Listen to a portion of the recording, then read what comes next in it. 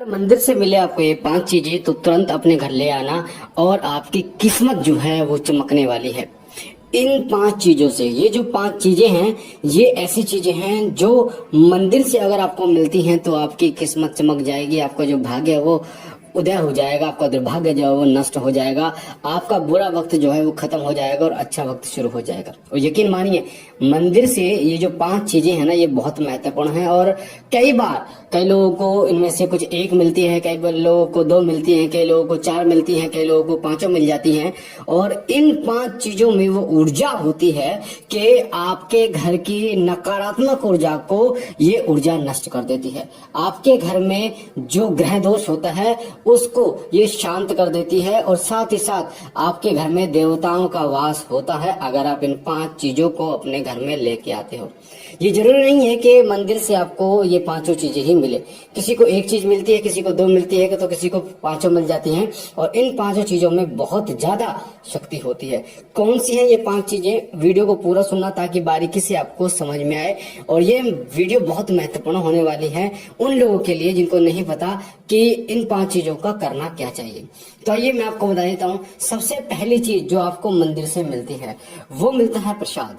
जब आप मंदिर जाते हैं तो पंडित जी, पुजारी आपको प्रसाद जरूर देते हैं।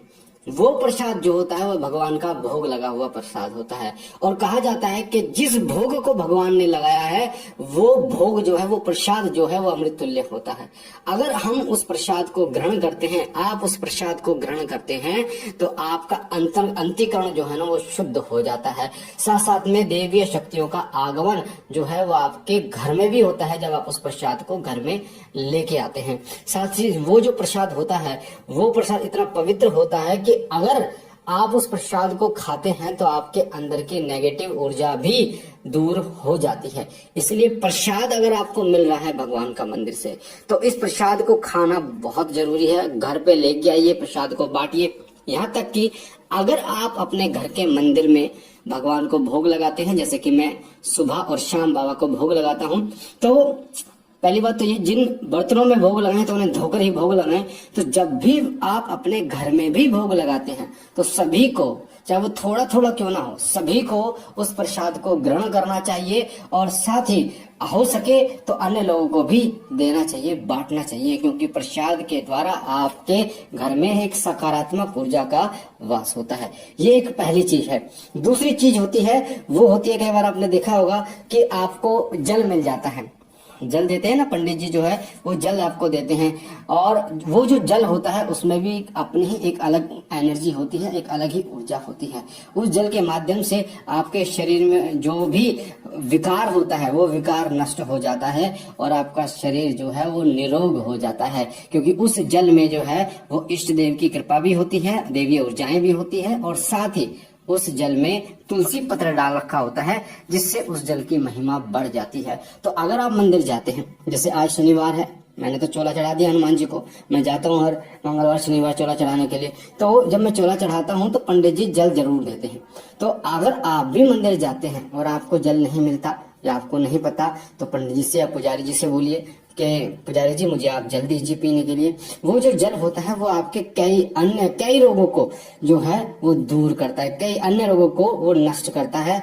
और उस जल की जो महिमा है वो बहुत अनंत है। इसलिए जो छोटी छोटी चीजें होती हैं इनके बारे में आपको नहीं पता, पर ये जो छोटी छोटी चीजें होती हैं ये आपके पूरे जीवन को बदलने की क्षमता रखती हैं। आपके जो कर्म हैं, जो पिछले कर्म हैं, जो गलत कर्म हैं, उनको नष्ट करने की क्षमता रखते हैं। इसलिए आपको इन चीजों का ध्यान रखना चाहिए। तीसरी चीज आपको मिलती है, कई बार आपने देखा होगा, आपको माला मिलती है।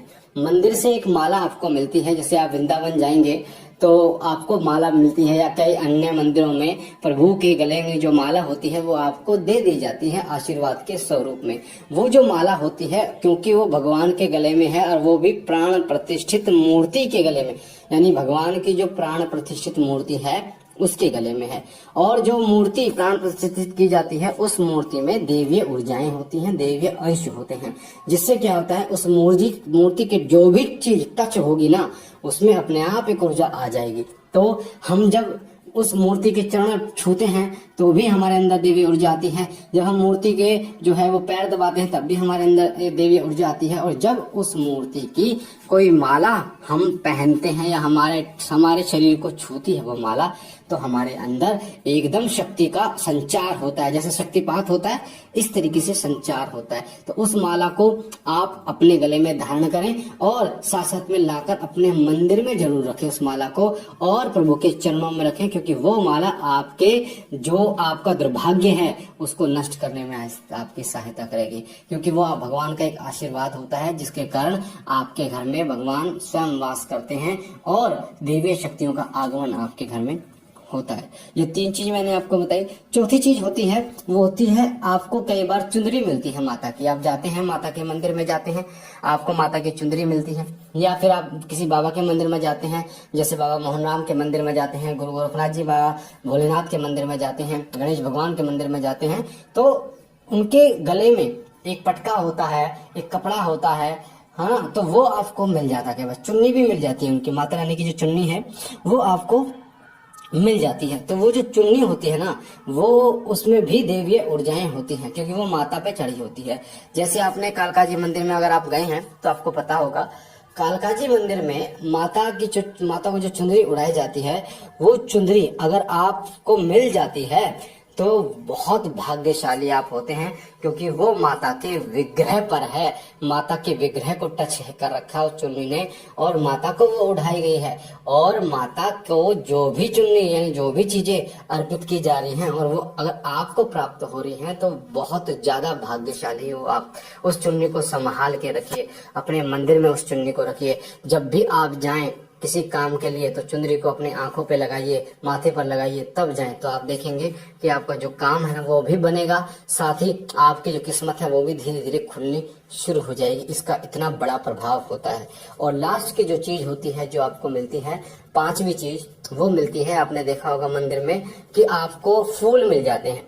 पुजारी जी, पंडित जी आपको वहां से फूल दे देते हैं, तो उन फूलों की भी एक अलग ही महिमा होती है। हम लोग लेके आ जाते हैं अपने घर में, कई लोग उनका सम्मान नहीं करते, पर प्रभु को जो फूल चढ़ाए गए हैं उनमें विशेष जो है विशेषता होती है।